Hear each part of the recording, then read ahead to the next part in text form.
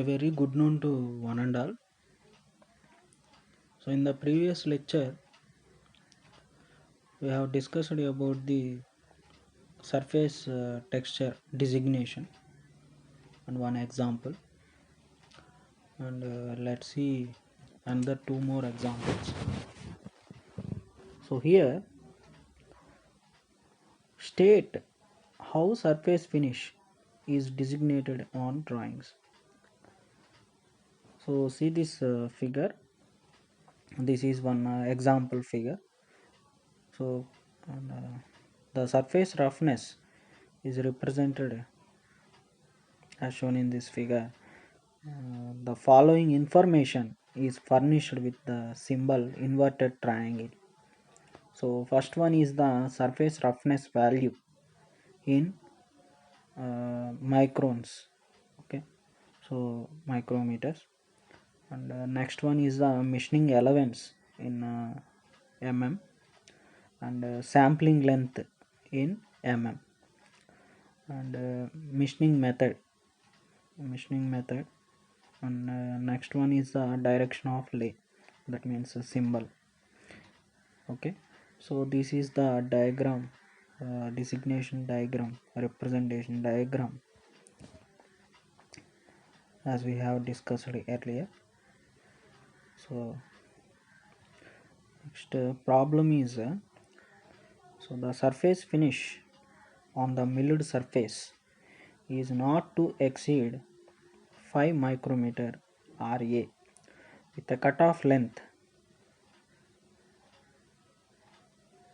Milled surface is not exceed 5 micrometer Ra with a cutoff length 2 mm. So the machining allowance 0.5 mm and the direction of lay parallel. So how will you represent it on drawing? So first of all, draw one horizontal line which represents the surface, and inverted triangle, and lateral line. Okay, so what is the given data is so surface roughness value Ra value is 5 micrometer. Okay, so 5 micrometer is denoted at inverted triangle's top portion, and this triangle is with 60 degrees, and next it is a milled surface. So lateral line, above the lateral line is a machining method milled surface, and cutoff length nothing but is sampling length is 2, it means 2.0 below the lateral line, and machining allowance means it's designated at left side, so 0.5, and direction of lay which is parallel, so it is represented at the right side of the triangle, inverted triangle. So this is the representation of surface finish. Okay, I hope everyone understand this concept. And so before entering to the lecture, we will know how will you distinguish between smooth and flat surface.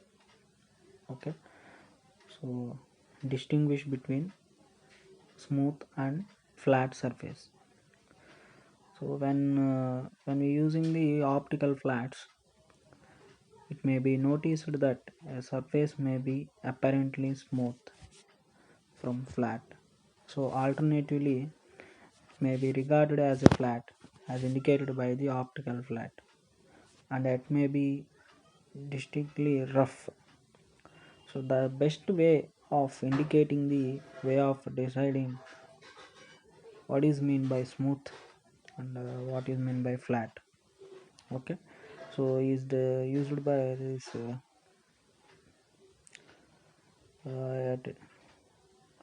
on a surface finish. See this figure. This figure indicates the uh, differences between the smooth and flat surface. So which represents a theoretically smooth and flat surface. First diagram, and next diagram, and next diagram to the last figure shows the undulations of gradually decreased wavelength, but all of the same depth. Okay, those are decreasing, but the depth is same.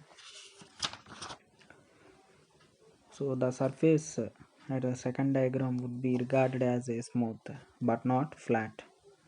That at fifth diagram as a flat but not smooth. While third and fourth diagram are intermediate stages. So these changes are caused slowly by the variation in wavelength, which is therefore an important factor in the assessment of degree of roughness of the surface. So the second and third diagrams as shown in this figure are errors of form and would be measured by ordinarily meteorological methods. So those are at fourth diagram is regarded as the waviness of the surface and is measured by the waviness recorder. And fifth one uh, is true surface roughness. So this is called a primary texture and is caused by the action of the cutting to use it to produce the surface. So this is the difference between the smooth and flat surface.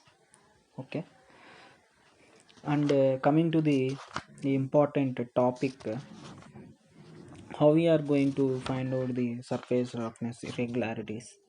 Okay, so generally the measurement of surface finish or surface texture is used for measuring the surface finish can be classified into two groups. So mainly inspection by comparison methods and direct instrument methods, and another important other important methods are numerical methods. Those will be explained later. So first one is the inspection by comparison methods. So in these methods, the surface texture is observed by various techniques. Uh, those techniques are purely inspection methods. So the texture of the surface to be tested is compared with that of a specimen of known roughness value and finished by similar machining processes. Though these methods are rapid, the results are not reliable because they can be misleading if comparison is not made with the surface produced by similar techniques. So, one by one, we'll discuss what are the various methods available for the inspection by comparison methods. Okay, and first one is the visual inspection method. So, in this method, the surface is inspected by the naked eye. Okay, so the surface is inspected by the naked eye. This method is always likely to be misleading, particularly when the surfaces with a high degree of finish are inspected. If you want to get a high degree of surface finish, this method is not properly indicated the actual values by the by comparison by the human naked eye. So it is therefore it is limited to the rougher surfaces only. It is limited to the rougher surfaces. So visual inspection is the surface is inspected by the naked eye. Okay, and next inspection method is touch inspection. So this method can simply assess which surface is more rough, and it cannot give the degree of surface roughness, which give the more, which access the rough surfaces. So, and the minute flaws cannot be detected. Okay, so in this method, the fingertip, okay, listen carefully, in this method the fingertip is moved along the surface at a speed of 25 mm per second, and the irregularities of 0.0125 mm can be detected easily over the sampling length. Okay, so in modified method, if we consider if it is modified after some modifications, uh, a tennis ball, uh, consider a tennis ball in this touch inspection, a tennis ball is rubbed over the surface and the surface roughness is judged thereby. Okay, so I hope everyone understand this touch inspection. So in this touch inspection, the fingertip is moved along the surface at a speed of about 25 mm per second. So then the irregularities can be detected, then roughness is judged thereby. Okay, and next inspection is scratch inspection.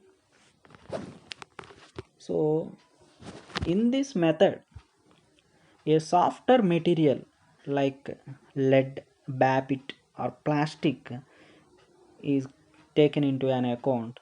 By using this material, softer material, it is used to rubbed over the surface, and those surface to be inspected.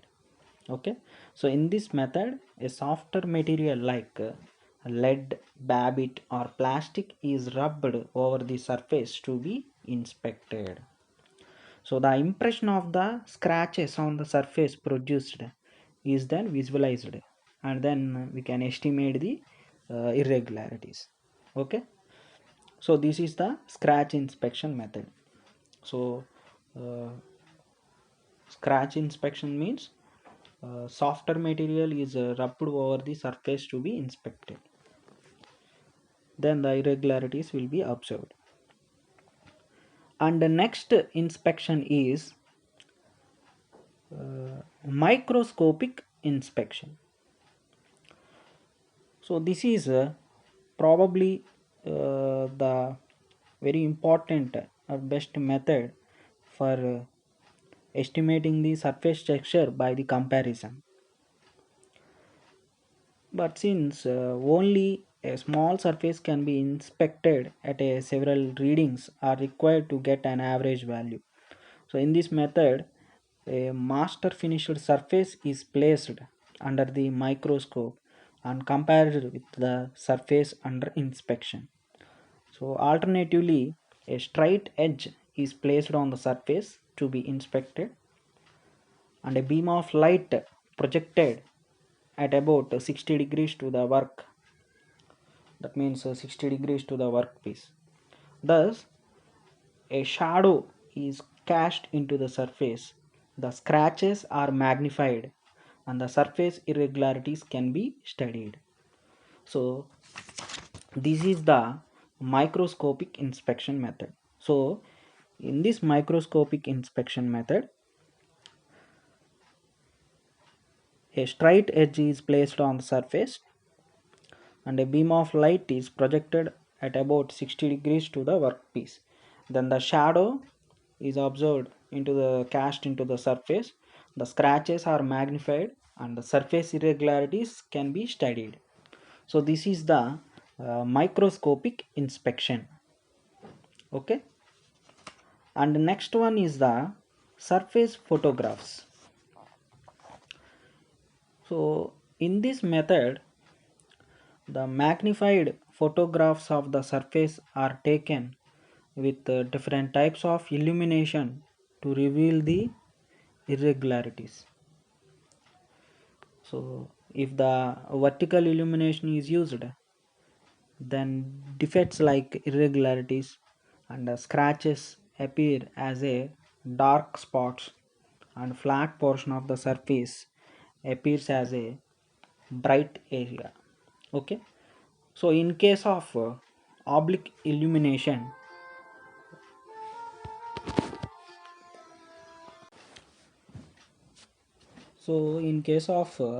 oblique illumination, reverse is the case. So the photographs with different illumination are compared and the result is assessed.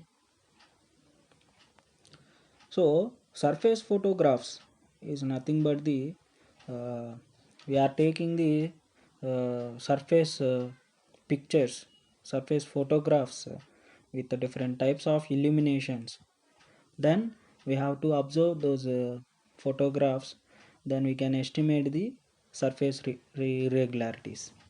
Okay, so this is the surface photographs.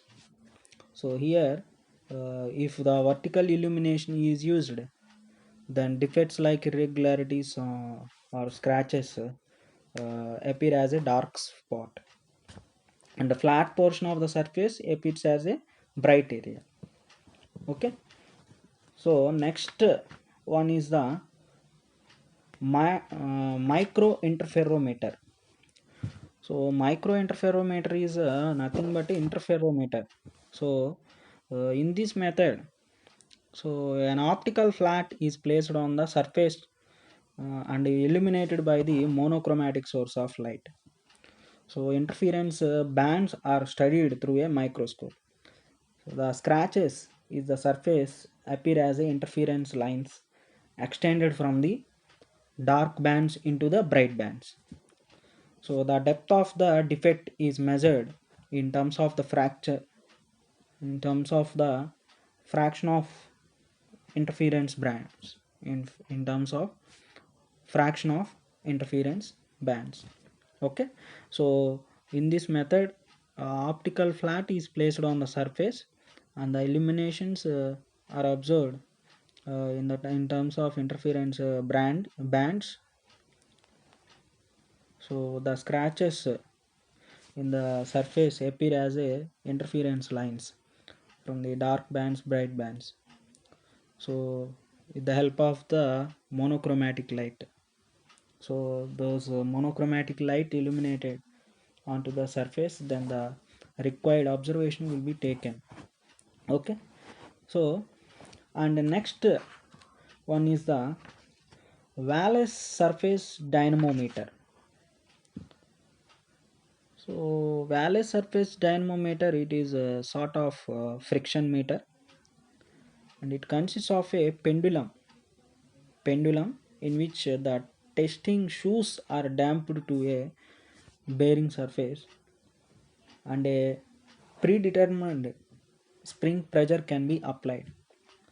So the pendulum is lifted to its initial starting position and allowed to swing over the surface. Okay, allowed to swing over the surface to be tested. So if the surface is smooth, then there will be a less friction and the pendulum swings for a longer period. Thus, the time of the swing is a direct measure of the surface texture. So in this it is nothing but a friction meter. We have to observe the friction by using the simple pendulum. Okay, uh, so we are swing those pendulum over the surface. If the surface is smooth, then there will be a less friction and the pendulum swings over a surface for a longer time. Okay, so we have to observe, we have to calculate the time period, then we can estimate the surface roughness, surface irregularities. Okay, and the next one is the reflected light intensity, and the last one is the reflected light intensity. So in this method A beam of light of known quantity is projected upon the surface. A beam of light of known quantity is projected upon the surface. So this light is reflected in several directions as beams of lesser intensity, and the change in light intensity in different directions is measured by a photocell. So the measured intensity changes are already calibrated by means of a reading taken from the surface of the known roughness by some other suitable method. So in this method, a beam of light of known quantity is projected upon a surface. Then the light is reflected in several directions. So those intensity will be observed by the measured by the photocell. Then we have to estimate the roughness values. Okay, and these are the various uh, inspection method comparison methods for estimating the surface roughness. So the roughness comparison specimens are either flat or segmented cylindrical pieces having known roughness value. So, so next concept is the surface roughness comparison specimen. So this is the standard specimen to compare the surface roughness value. So which are flat, either flat or segmented cylindrical pieces having known values, roughness values. So they are used for quantitative assessment of surface roughness of a finished product by comparison. So these specimens are made up of hard wear resistant materials such as steel, which is having a hardness of about have both hardness, having the hardness, and nickel alloy or metallized plastics.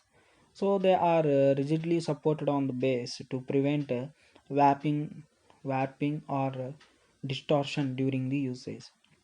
So the assessment of surface roughness of a finished product is done by comparison with the specimen of known roughness value and the finished by the machining process similar to that of the product under test. So the comparison may be made by the visual inspection or touch inspection. In the visual inspection, the product and the specimen are seen simultaneously, and the roughness of the product is compared with that of the specimen by the naked eye. So, whenever in touch inspection, the feel of the surface is experienced by moving the fingernail lightly across the lay of roughness of the product to be tested, and afterwards moving across the surface of the specimen of known roughness value. Then the two fields are compared to access the surface roughness of the product. So these specimens have also proved to be very good devices for training the personnel to the judge the roughness value by feel and appearance of the surfaces. So it should be noted that the surface being compared should be clean and dry. However, the results obtained by comparison vary from person to person.